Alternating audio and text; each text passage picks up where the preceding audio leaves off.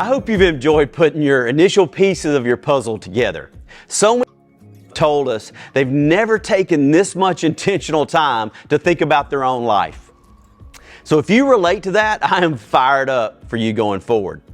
Speaking of going forward, this is where the rubber meets the road. Remember when I quoted John Maxwell last week and said the greatest gap in the world is the gap between what we know and what we do? Now it's time to close the gap and get to doing the things that we know will produce the growth and the satisfying, fulfilling season of life we said we wanted. I want to give you another reminder as well. Our very first week together, I ended the session with a question. Does anyone remember? The question was, will you be committed? You've probably written down some actions that are really uncomfortable for you to do, and I'm glad you did that.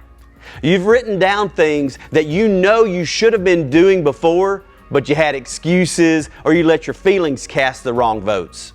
At some point over the next 8 weeks, and it may be this week, things are going to get hard, probably really hard as you start to get after it.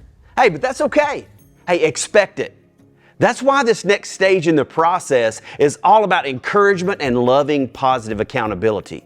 Together, we're going to thrive. Now, let me remind you again. Now, number one, all of us want things. It costs nothing to want. Want gets us interested. Wanting something better for your life got you interested in Season Builder. You're past that step now. Good job. Many of us are willing. I like to say willing gets us to the starting line. Willing costs us a little time, maybe a little money. It's a step ahead of want because we're actually willing to try. You've been in the willing stage of your growth because you've completed the first part of Season Builder.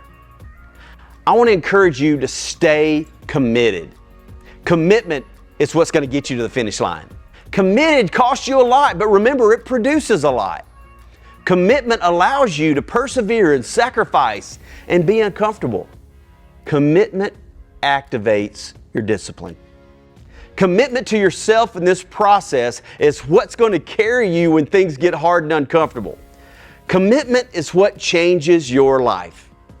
Change isn't for the chosen few. It's for the few who choose. So my question before we leave is, will you stay committed? Okay, here are a few tips to help you stay committed. Okay, first one. It's perfectly okay to repeat actions week after week. If you do something 4 out of 7 days one week, choose it again. See if you can do it 6 out of 7 the next week. 2, committing to actions on a weekly basis may be a new deal for you. Odds are you're not going to remember them in 2 or 3 days.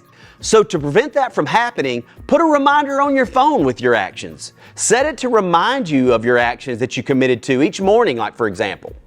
Or put a sticky note on your computer. Or get a friend or one of your group members if you're going through Season Builder in a group and commit to reminding each other. Heck, if some of you have the same actions, go do them together. My sense is if you'll remember or be reminded, you'll do it. You probably don't have a discipline problem. You have a memory problem. Out of sight, out of mind is a real thing. So let's put it in our sight so we can get it in our mind. Let's put some things in place so we don't forget. Now, number 3, remember you already know some of these actions are going to be tough, even when you remember. That's why we adopted those principles in step 3. More than likely, your feelings and circumstances are going to wrestle with you and say, you can't do it. That's too hard. They'll ignore you. They'll think you're dumb. Don't let that negative voice cast the vote. Remind yourself of your principles and allow that to inspire you to take that action and make that choice. Start a practice of writing 2 principles in a notebook each morning, for example. Or writing an inspiring principle on your bathroom mirror with a dry erase marker. I did this one time. Write a short principle on a yellow sticky note.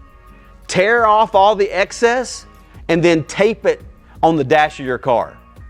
Hey, I'm not lying. I did that and it was so helpful to motivate me to do what I had committed to doing when I didn't feel like it or I didn't have time. Time's typically not the issue. It's commitment and prioritization. All right, number 4. If you're going through Season Builder in a group, encourage each other in the group. I like to say that the only person that doesn't need encouragement is nobody. The more, the better. Start a GroupMe or a group text. Make sure you have each other's numbers and you send each other random encouragement. Man, that is powerful. I promise. All right, you can do it. I look forward to hearing about transformed lives in 8 weeks.